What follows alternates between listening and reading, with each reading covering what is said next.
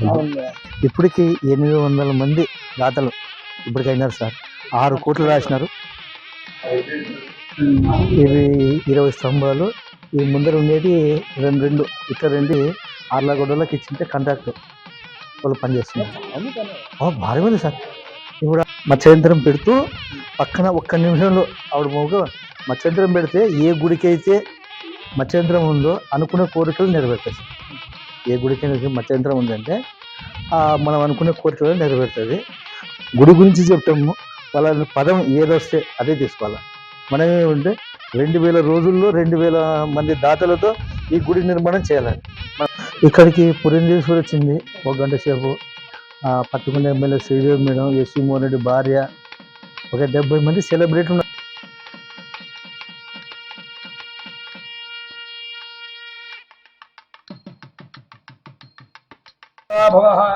येषामिन्दीवरश्यामो हृदरस्तो जनार्दनः आपदामपहर्तारं दातारं सर्वसम्पदां लोकाभिरामं श्रीरामं भूयो भूजमान श्रीमतः गोत्रोद्भवस्य विदमानस्य तावडि गोत्रोद्भवस्य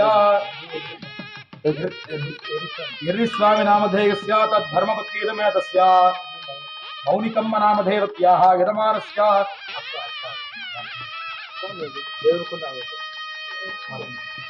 देवरकोंड गोत्रोद्भवस्य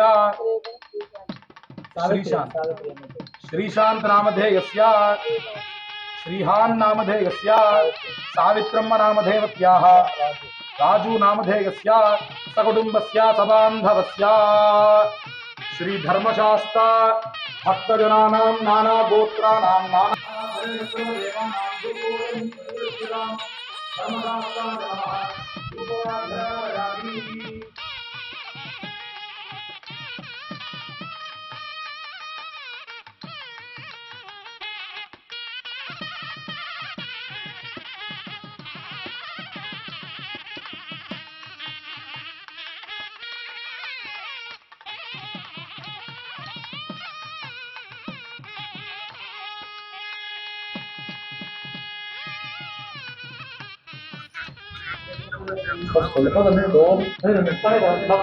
అంటే జాయిన్ అవుతారా తర్వాత?